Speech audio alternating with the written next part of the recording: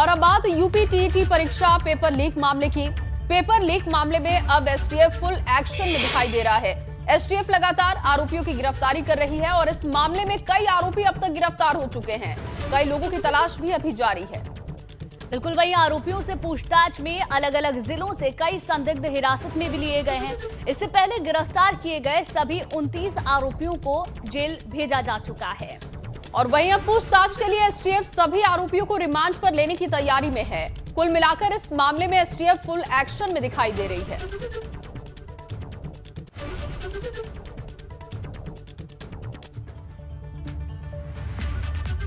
वहीं इस मामले से जुड़ी एक और बड़ी खबर भी सामने आ रही है। वो बड़ी खबर भी आपको बताते हैं। दरअसल इस मामले में सचिवालय के एक कर्मचारी की तलाश में एसटीएफ ने कई जगहों पर दबिश दी है।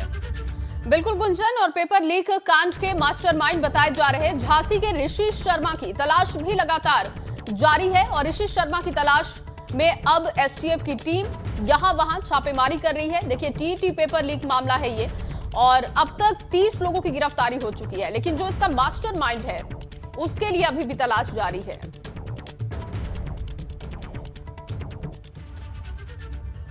वहीं आपको बता दें, टीईटी परीक्षा का पेपर आउट करने वाले को गिरफ्तार कर लिया गया है। लालगंज थाना क्षेत्र के तिगरा गांव के 2 युवक इसमें पकड़े गए हैं। 10,000 में टीईटी एग्जाम की आंसर शीट को वो बेच रहे थे। सॉल्वर गैंग के सरगना तक पहुंचने में लगातार पुलिस की टीम अभी जुटी हुई है।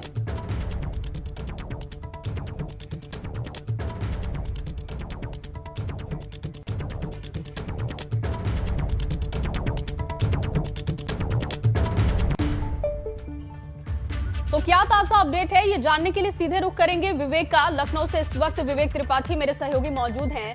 विवेक, क्योंकि लगातार इसमें एसटीएफ का एक्शन दिखाई दे रहा है, छापेमारी हो रही है, ऋषि शर्मा को लेकर क्या अपडेट है और कितनी गिरफ्तारी अब तक हो चुकी है?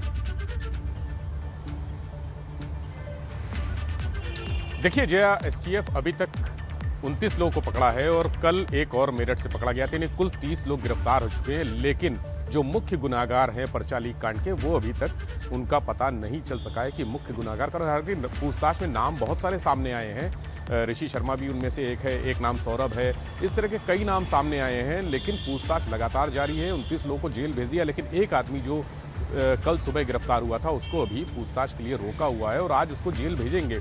इसके बाद जो पकड़े गए लोग हैं सभी लोगों की रिमांड मांगी जाएगी। 1-2 दिन में ये प्रोसेस शुरू होगा। कोर्ट में अर्जी दी जाएगी रिमांड के लिए। जब पूछताछ का सिलसिला दोबारा शुरू होगा तब ये कड़ियां जुड़ेंगी। एसटीएफ के पास अभी ये तक जानकारी नहीं है कि पर्चा लीक आखिर हुआ कहां से और कैसे हुआ, किस मोड से हुआ। बहुत सारे जरिए हैं, या तो ट्रेजरी से लीक हो सकता है, या ट्रांसपोर्टेशन के दौरान लीक हो सकता है, या फिर जो परीक्षा केंद्र है वहां पहुंचता है पर्चा। जब परीक्षा शुरू होती है उससे आधे घंटे पहले पहुंचता है और एक टीम, ज्वाइंट टीम होती है जिसमें मजिस्ट्रेट भी होते हैं और जो व्यवस्थापक होते हैं केंद्र के वो भी होते हैं। इसके अलावा शिक्षा विभाग के लोग होते हैं, उनके सामने वो पर्चा खोला जाता है। क्या उस समय लीक हुआ? लेकिन चूंकि ये शनिवार की रात ही, रविवार को देखिए परीक्षा होनी थी, शनिवार की रात ही पता चल गया था कि पर्चा लीक हो गया है। यानी ये पूरा ट्रेजरी के आसपास का खेल है कि ट्रेजरी में ही कहीं कोई लूप होल ऐसा है जहां से पर्चा लीक हुआ है। लेकिन कौन सी ट्रेजरी है? चूंकि 75 जनपदों में ये पर्चे भेजे गए थे, जहां से प्रिंट होते हैं वहां से उस प्रिंटिंग मशीन, उस प्रिंटिंग प्रेस से 75 जनपदों की ट्रेजरी में भेजे गए थे। लेकिन ये लोकेट नहीं कर पाए कि 75 में से कौन सी ट्रेजरी है जहां से ये पर्चा लीक हुआ है, या फिर ट्रांसपोर्टेशन के दौरान लीक हुआ है। तो अभी बहुत सारी चीजें सामने आना बाकी हैं।